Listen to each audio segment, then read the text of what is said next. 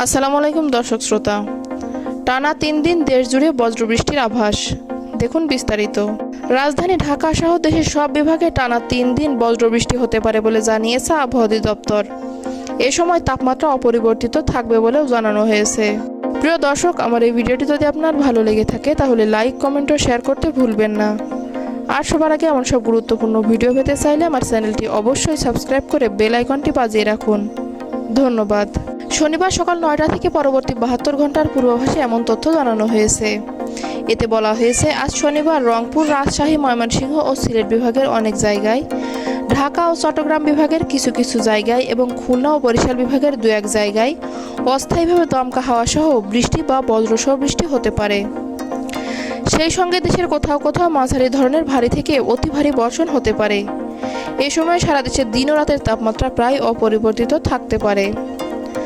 আগামীকাল রবিবার রংপুর, রাজশাহী, ময়মনসিংহ, ঢাকা, চট্টগ্রাম ও সিলেট বিভাগের অনেক জায়গায় এবং বরিশাল বিভাগের 2-1 জায়গায় অস্থায়ীভাবে দমকা হাওয়া সহ বৃষ্টি বা বজ্রসহ বৃষ্টি হতে পারে। এছাড়া দেশের অন্যত্র অস্থায়ীভাবে আংশিক মেঘলা আকাশ সহ আবহাওয়া প্রধানত শুষ্ক থাকতে পারে। এদিন সারা দেশের দিন ও রাতের তাপমাত্রা প্রায় অপরিবর্তিত থাকতে পারে বলেও পূর্বাভাসে বলা হয়েছে।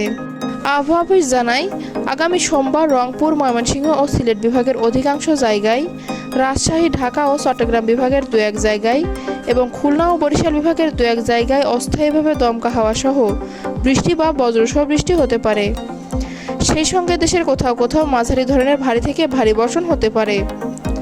আবহাওয়ার সিনপটিক অবস্থা সম্পর্কে বলা হয়েছে, পশ্চিমা লঘুচাপের বর্ধিতাংশ পশ্চিমবঙ্গ থেকে উত্তর পশ্চিম বঙ্গোপসাগর পর্যন্ত বিস্তৃত রয়েছে। দক্ষিণ পশ্চিম মৌসুমী বায়ু ময়মনসিংহ, সিলেট ও চট্টগ্রাম বিভাগ এবং ঢাকা বিভাগের পূর্বাংশ পর্যন্ত অগ্রসর হয়েছে। দক্ষিণ পশ্চিম মৌসুমী বায়ু আরও অগ্রসর হওয়ার জন্য পরিস্থিতি অনুকূলে রয়েছে। এদিকে গতকাল দেশের সর্বোচ্চ বৃষ্টিপাত হয়েছে মৌলভীবাজারের শ্রীমঙ্গলে 122 মিলিমিটার।